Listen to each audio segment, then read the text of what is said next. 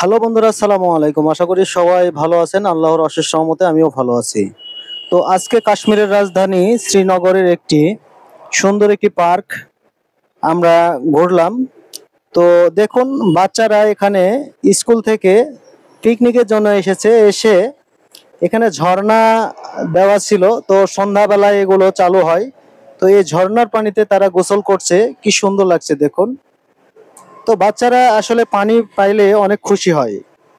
তো আমরা একটি সিএনজি নিয়েছিলাম সারা দিনের জন্য, যে এক- শ্রীনগরের বিভিন্ন জায়গায় আমরা ঘুরে বেড়াবো। তো একটি বাচ্চা খালি গায়ে আছে, রেস্ট্রিকশনের জন্য এটা দেখানো যাবে না, তো ওই জন্য এটা আমি ঢেকে দিয়েছি।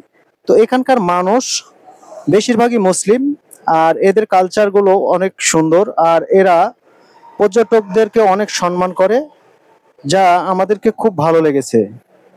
আর প্রচন্ড পরিমাণে এরা আতিথেয়তা বোধ আছে এদের ভিতরে, আর সবাই আগ্রহী, কথা বলে ভালোভাবে, খুব ভালো লাগে। তো ওখানকার স্থানীয় মানুষগুলো খুব সুন্দর, তাদের আচার ব্যবহার তাদের ভালো লাগে। তো এই জায়গাগুলো আসলে জীবনে আর কখনো যেতে পারবো কিনা জানি না। এই যে যে পার্কটা দেখছেন, এই পার্কের চারিদিকে পাহাড় দিয়ে ঘেরা, বিশাল বড় পাহাড়, আর মাঝখানে এই ছোট্ট একটি পার্ক। পার্কের গাছগুলো অনেক সুন্দর করে ডিজাইন করে কাটা আছে, আর সবুজে একদম ভর্তি, ফুল ধরে আছে অনেক।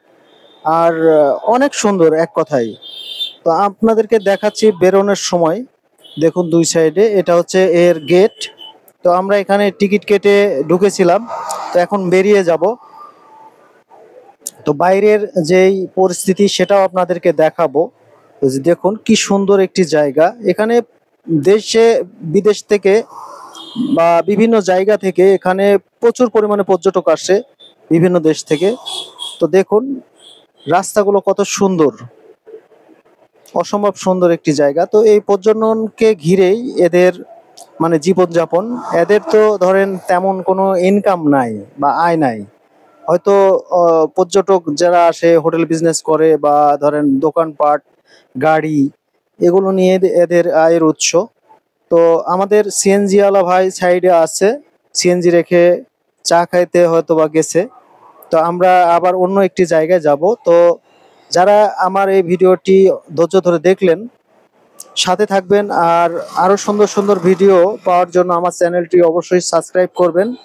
দেখা হবে অন্য কোনো একটি ভিডিওতে। সবাই ভালো থাকবেন, সুস্থ থাকবেন। আসসালামু আলাইকুম। আর দেশ বিদেশ ভ্রমণ করবেন, শরীর মন সবকিছুই ভালো থাকবে, নতুন নতুন সবকিছু জানতে পারবেন।